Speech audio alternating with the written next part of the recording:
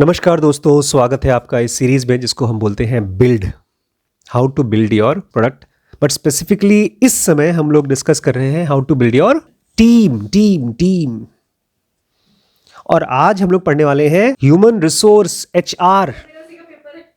Human resource, what a coincidence. अभी मैं बैंगलोर गया था तो एक जगह पर मैं खाना खा रहा था, रामेश्वरम होटल। इतना खूबसूरत होटल था, खड़े होकर सब खाना खाते हैं वहाँ पे। और वहीं पर मुझे कुछ बच्चे दिखाई दिए जिनका जैकेट आपकी तरह था, शीश की तरह, लेकिन पीछे लिखा था अमन, किसी का नाम लिखा था ऋषि। और फिर मैंने अमन से पूछा, ये टी शर्ट पे नाम लिखवाते हैं बच्चे? तो बोलते नहीं सर, यहाँ का टॉप HR का जो कॉलेज है। तो HR क्या होता है, ह्यूमन रिसोर्स, और उसका वैल्यू क्या होता है किसी भी टीम बिल्डिंग में, आज ये हम लोग समझेंगे थोड़ा सा। ह्यूमन रिसोर्स और पीपल, HR को पीपल भी बोलते हैं, लोग। जब किसी ऑर्गेनाइजेशन को आप ज्वाइन करेंगे तो आपकी ज्वाइनिंग लेटर मिलेगी आपको HR से, आपको इंट्रोडक्शन मिलेगा HR से। HR वाले आपको खोजेंगे अगर आप बहुत अच्छे एम्प्लॉई हैं, आप कहीं और काम करते हैं। जैसे अमन के भैया, वो जॉब कर रहे थे किसी बहुत बड़ी कंपनी में, मर्सिडीज टाइप की किसी कंपनी में, हम मर्सिडीज या BMW किसी में। और फिर उनको दूसरी बैंक, लंदन से एक बैंक उनको 1 साल से ट्रैक कर रही थी, उनके काम को, उनके बारे में, उनके इंटरेस्ट को। और फिर उसने अप्रोच किया। उनकी सैलरी इस समय यहाँ थी करीब 80 लाख रुपए पर ईयर।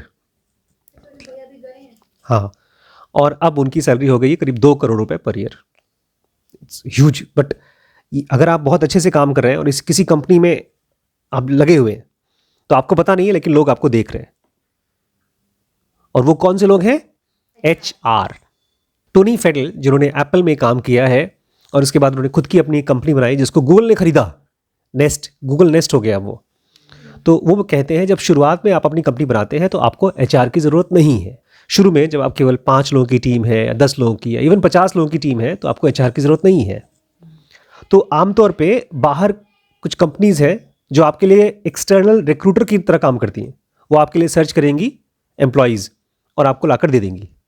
तो आपको अपने यहाँ HR नहीं चाहिए, बिकॉज HR का मेन काम क्या है? अच्छा टैलेंटेड लोगों को खोजना और फिर उनको लाना। तो शुरू में आपका HR डिपार्टमेंट की जरूरत नहीं होती। आप बाहर से किसी कंपनी को बोल सकते हो कि भाई हमको कुछ लोग चाहिए, तुम खोज करके हमको दे दो। और शुरू में मान लीजिए कोई HR की प्रॉब्लम है। HR की प्रॉब्लम मतलब एक बंदे को छुट्टी चाहिए, वो HR के पास गया, वो छुट्टी मांगता है, HR उसको बोलता है ठीक है जाओ छुट्टी पे जाओ। लेकिन जब आपके पास HR डिपार्टमेंट है ही नहीं तो किसके पास जाएगा? वो बॉस के पास जाएगा, जो सबसे इंपॉर्टेंट आदमी है, CEO के पास या जो भी फाउंडर है। उसको बोलेगा छुट्टी चाहिए, तो उसको सुनता है CEO, किस लिए चाहिए? बोलेगा कि हम सोच रहे हैं बहुत दिन से पिक्चर नहीं देखे हैं, पिक्चर देख के आ जाएं। तो उसका बॉस बोलेगा पिक्चर देखने जाओगे, ठीक है जाओ, कभी बताना। वो एक बॉस डिसाइड करता है कि वो किस टाइप का सीरियस एम्प्लॉई है कि नॉन सीरियस एम्प्लॉई है। तो ऐसे एक कंपनी का HR मतलब बॉस था, बैठा हुआ था। तो एक बंदा आया, उसका जूनियर, उसने दरवाजे से लाक करके खोला, बोला सर आज वही पिक्चर देखने जाना है, तो छुट्टी चाहिए, 3 बजे के बाद मैं हाफ डे जाऊँगा। तो उसका बॉस जो था मेरी तरह थोड़ा समझदार टाइप का था, उसको बोला एक काम करो, तो मैं सिखाता हूँ कैसे एम्प्लॉय बनते हैं, तुम जाके मेरी कुर्सी पर बैठो, तो मैं सिखाता हूँ कैसे एम्प्लॉय होते हैं, उनका बिहेवियर कैसा होता है। तो फिर उसको बिठा दिया अपनी कुर्सी पर और बाहर गया और पहले नॉक किया, talk talk, please may I come in sir. तो जो एम्प्लॉय था बोलता हाँ अंदर आ जाओ। अंदर आए, बोले सर देखिए मैं बहुत काम कर करके थक चुका हूँ, मुझे बस ना आज 3 घंटे के लिए रिफ्रेशमेंट चाहिए, इसलिए मैं चाहता हूँ सर, पिक्चर लगी है, हमारा पूरा फैमिली जा रहा है, मुझे भी जाने दीजिए। तो इस तरह से उसने बोला बॉस ने सिखाने के लिए। तो ये एम्प्लॉय बोलता है अच्छा ठीक है, लाओ तुम्हारा एप्लीकेशन कहाँ है, अब साइन कर देता हूँ। तो एम्प्लॉय भी सिखा रहा था बॉस को कैसा बॉस बना जाता है। ये तो जोक था। बट प्लीज़ समझिए, जैसे ही कंपनीज बड़ी होती हैं, HR एक डिपार्टमेंट चाहिए होता है। वो लोग अपनी इश्यूज़ के साथ आएंगे। उनकी इश्यूज़ हैंडल कौन करता है? कोई भी छोटी मोटी इश्यूज़, 2 लोगों के बीच में लड़ाई हो रही है, अभी रिसेंटली मी टू मूवमेंट हुआ था, कोई किसी को हैरेस कर रहा है, कोई किसी को, एक जूनियर सीनियर को हैरेस कर रहा है या सीनियर जूनियर को हैरेस कर रहा है, एक लड़का लड़की को हैरेस कर रहा है, लड़की लड़के को हैरेस कर रहा है ऑफिस में, तो वो सब कौन रिजॉल्व करेगा? HR department. और जब कोई कंपनी अच्छी होती है, बड़ी होती है, तो धीमे धीमे अपने एम्प्लॉयज़ का केयर करती है। जैसे NTPC में हेल्थ के लिए अलग से फैसिलिटी देते हैं कि तुम्हारी हॉस्पिटल का खर्चा हम देंगे, तुम्हें रहने का खर्चा हम देंगे, तो हाँ, तो इनके यहाँ तो घर मिलता है। तो ऐसे ही छोटी कंपनीज, कम से कम सबसे एक अच्छी लेवल की छोटी कंपनी हो सकता है हेल्थ बेनिफिट दे, तुम बीमार पड़ोगे तो इलाज हम करवाएंगे। तो इस तरह की सब चीज़ें होनी चाहिए कंपनीज में। और ये सब कौन प्लान करता है? ये सब एचआर डिपार्टमेंट प्लान करता है। अच्छा, जब मैं आपको बोलता हूँ नंबर ऑफ एम्प्लॉयज़, तो प्लीज़ समझिए, वो बच्चे जो 3, 4, 5 हज़ार या 10 हज़ार या 12 हज़ार कमाते हैं, उनको मैं एम्प्लॉय लेवल पे गिनता भी नहीं हूँ। मैं एम्प्लॉय लेवल पे उनको गिनता हूँ जो लोग सोच सकते हैं, प्लान कर सकते हैं, स्ट्रैटेजाइज कर सकते हैं। तो जब आपके पास इस तरह के 50-60 लोग इकट्ठे हो जाते हैं, तब आपको एक एचआर डिपार्टमेंट चाहिए टोनी के हिसाब से। क्योंकि अब आपके पास 60 to 80 एम्प्लॉयज़ हैं, लेकिन आप केवल 60 to 80 लोगों से नहीं डील कर रहे हैं, आप 340 लोगों से डील कर रहे हैं। कैसे?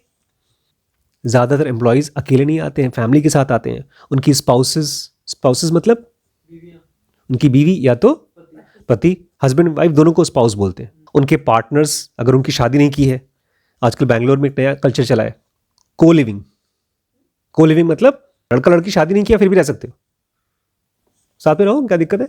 को लिविंग। तो पार्टनर्स के साथ उनके बच्चे एटसेट्रा एटसेट्रा। डिपेंडेंट्स, बहुत से लोग हैं जो डिपेंडेंट है, हो सकता है मेरे पेरेंट्स मेरे ऊपर डिपेंडेंट हो, तो वो सब भी तो एक फैमिली आती है ना जॉब के साथ। जैसे एचआर डिपार्टमेंट इनकी प्रॉब्लम सुनेगी प्लस इनकी फैमिली की प्रॉब्लम सुनेगी, इसलिए सबको हेल्थ बेनिफिट दिया जा रहा है, खाली एम्प्लॉय को नहीं, उसकी पूरी फैमिली को। और जब आप एक कंपनी बनाते हैं तो वो आदमी आपके साथ काम कर रहा है, तो उसकी ज़रूरतें, उसकी प्रॉब्लम कहाँ वो जाके सॉल्व करेगा? वो आप ही के सर पे आएगी। इसको प्लीज़ समझिए। एज फाउंडर हमको लगता है कि हमको प्रोडक्ट बनाना है, हमको बिजनेस करना है, हमको प्रॉफिट कमाना है, लेकिन आप ये सब कर किसके सहारे रहे हैं? कि पैर के सहारे चल रहे हैं, तो पैर की देखभाल आपको करनी पड़ेगी, उंगलियों की देखभाल आपको करनी पड़ेगी। ऐसे ही आपके एम्प्लॉयज़ आपके यहाँ काम कर रहे हैं, लेकिन वो इमोशनली अपनी फैमिली के ऊपर डिपेंडेंट हैं। इसलिए आपको अल्टीमेटली ये सोच के चलना पड़ेगा, अगर आपको मल्टी मिलियनर बिलियनर बनना है, $1 बिलियन कंपनी बनानी है, तो आपको उनको उनकी जिम्मेदारी को लेकर चलना होगा, पूरी फैमिली को। ये ज़्यादातर कंपनीज नहीं सोचती हैं जो छोटे लेवल पे है। यहाँ तक कि लखीमपुर में भी जो सबसे रिचेस्ट मैन हैं, वो इस तरह से नहीं सोचते। जैसे मूसाराम जी हैं, तो उनके यहाँ बहुत बड़े बड़े लेवल पे बहुत लोग नहीं हैं। ये उस लेवल की बात चली जहाँ पर एक कंपनी $100 मिलियन, $400 मिलियन, $1 बिलियन इस लेवल पे पहुँचती है, और हो भी जाते हैं। 80 एम्प्लॉयज़, 50 एम्प्लॉयज़ से भी आप $100 मिलियन या $1 बिलियन की कंपनी बना सकते हैं। जैसे बनी थी व्हाट्सएप, बनी व्हाट्सएप पे खाली 9 एम्प्लॉयज़ थे। तो जितने भी लोग आपके साथ जुड़ेंगे, वो या उनकी फैमिलीज बीमार पड़ेंगी, प्रेग्नेंट होंगे, भाई बच्चे तो होंगे ही, उनको अचानक से कभी छुट्टी चाहिए होगी, या बोलेंगे अच्छा ठीक है आपकी कंपनी में हम ज्वाइन करना चाहते हैं, हम बहुत टैलेंटेड है, हमको क्या क्या बेनिफिट्स मिलेंगे, सैलरी के अलावा क्या क्या बेनिफिट्स मिलेंगे। एक अच्छा एम्प्लॉई, बहुत ग्रेट ब्रिलियंट लोग आपको पूछेंगे, बताइए आपके यहाँ मैं ज्वाइन करूँगा तो मुझे क्या बेनिफिट मिलेगा, तो आपको बताना आना चाहिए। उसके लिए आपको एक एचआर डिपार्टमेंट चाहिए होगा। तो अगर आप सब कुछ बाहर के लोगों से कराएंगे तो एचआर बहुत महंगा हो जाता है। पर एम्प्लॉई चार्ज करते हैं बाहर से, जो बाहर के रिक्रूटर्स होते हैं, 1 लाख, 2 लाख, 3 लाख। मुझे याद है जब मैंने चंदन में ज्वाइन किया था, तो चंदन ने मेरी हायरिंग आउटसाइड रिक्रूटर से की थी। एक एजेंसी थी जिसने मुझे इनके साथ कनेक्ट कराया, और हमारा इंटरव्यू हो गया, हमने ज्वाइन कर लिया। उस एजेंसी को मेरी 1 महीने की सैलरी, मतलब मैंने नहीं दिया, एक्स्ट्रा वो दिया इन लोगों ने उसको। तो अगर 1 लाख रुपए मैं सैलरी पा रहा हूँ, तो 1 लाख रुपए उनको रिक्रूटिंग फीस मिलती है, ऑलमोस्ट 1 मंथ सैलरी। तो अगर आपके पास नहीं है तो आप एचआर डिपार्टमेंट नहीं बना सकते, और अगर ग्रो करना है तो एचआर डिपार्टमेंट चाहिए। तो इसलिए एक पॉइंट के बाद आपको एचआर डिपार्टमेंट बनाना होगा, ताकि आप अपने टीम को, अपने लोगों को बता सकें एचआर किस लिए है, एचआर का पर्पस क्या है। फिर से रिवाइंड करता हूं मैं, आपको प्रोटेक्ट करने के लिए, आपकी सेहत के लिए, आपकी सेफ्टी के लिए, एम्प्लॉयज़ की सेफ्टी के लिए, आपकी जॉब बचाने के लिए, प्लस एक कंपनी का कल्चर को बचाने के लिए। कल्चर क्या होता है, इस क्वेश्चन को पूछिएगा, ये क्योंकि बहुत मुश्किल क्वेश्चन है। कल्चर्स अपने आप बन जाते हैं। आप किस रिलीजन में हैं, आप किस टाइप के शहर में हैं, आप उसके कल्चर के पार्ट हो जाते हैं। लेकिन एक कंपनी का कल्चर मैंने देखा है, माइक्रोसॉफ्ट का अलग कल्चर है, फेसबुक का अलग कल्चर है, और गूगल का अलग कल्चर है। इनफैक्ट एप्पल में और गूगल में इतना डिफरेंस है कल्चर का, इतना ज़्यादा कि जब मैं आपको बताऊंगा आप बोलेंगे बाप रे बाप। अभी आगे पढ़ेंगे हम लोग, बहुत ज़्यादा डिफरेंस है। जैसे गूगल में ढेर सारी फ्री चीज़ें मिलती हैं, एप्पल में कोई चीज़ फ्री नहीं मिलती। आपको अगर एप्पल का फ़ोन भी चाहिए और एप्पल में काम करते हैं तो आपको खरीदना पड़ेगा।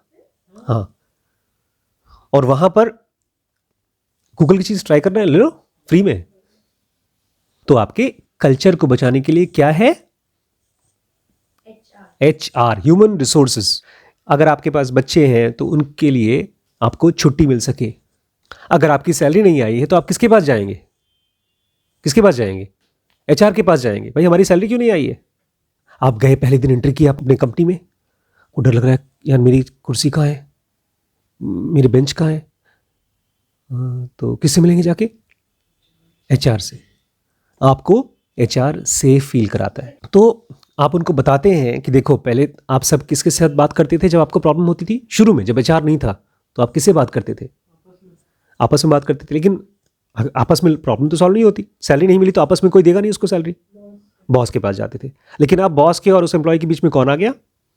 HR। तो बोलेंगे अच्छा हम सीधे बॉस से बात नहीं कर लेंगे, तुम क्यों बीच में HR? तो आप उनको बॉस बताएंगे देखो तुम्हारी हेल्प करने के लिए, तुमने मुझे फ़ोन किया, मैंने फ़ोन नहीं उठाया, मैं बिजी हूँ, तो तुम्हारी प्रॉब्लम कैसे सॉल्व होगी? तुम्हारी सैलरी नहीं आई, हो सकता है किसी वजह से नहीं आई, तो तुम मुझसे बात ही नहीं कर पाओगे। तो उसी चीज़ को हेल्प करने के लिए है। उनको लगेगा कि अच्छा बॉस से तुमने हमको डिस्कनेक्ट कर दिया, तो आप बताते नहीं, तुमसे कुछ छीना नहीं गया, उनको एक बेटर रिसोर्स दिया जा रहा है और बेटर सर्विस दी जा रही है HR के जरिए। HR डिपार्टमेंट इतना लेड बैक है और इतना अनइम्पॉर्टेंट लोगों को लगता है कि छोड़ो, बट HR डिपार्टमेंट ही है जो आपके 50 लोगों की टीम 500 बना सकती है। HR को मैं ऐसे बोलता हूँ, पता है, हम लोग बचपन में, आप लोग तो नहीं खेलते हैं, हम लोग क्रिकेट खेला करते थे। आप लोग खेलते हैं? था ना? आप खेलते हैं? उस स्कूल में टीम कैसे बनाते हैं? 2 वो होते हैं कैप्टन, और उसके बाद कैप्टन देखते हैं अच्छा ये अच्छा वाला है, ये मैं रखूंगा, बॉलर में रखूंगा, बैट्समैन रखूंगा जो समझदार होता है, और बाकी से फालतू फालतू को बोलेगा तुम रख लो तुम रख लो। ऐसा करते थे आप लोग?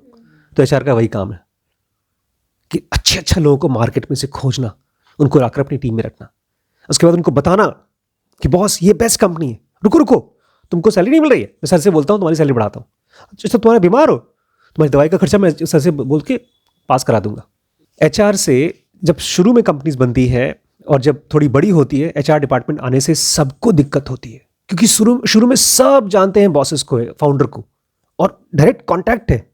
लेकिन जैसे ही एक फाउंडर और ताकतवर बनने लगा, उसके पास पैसे आ गए और ज़्यादा एम्प्लॉयज़ आ गए, तो और बीच में एक लेयर आ गया, तो सबको लोग कहते हैं अरे काट दिया, देखो अब वो इंपॉर्टेंट हो गया, ज़्यादा ज़्यादा हीरो बन रहा है, ज़्यादा VIP बन रहा है, हमसे बात नहीं करेगा। लेकिन आपको अपनी टीम को बताना पड़ेगा that HR is there for, किस लिए HR?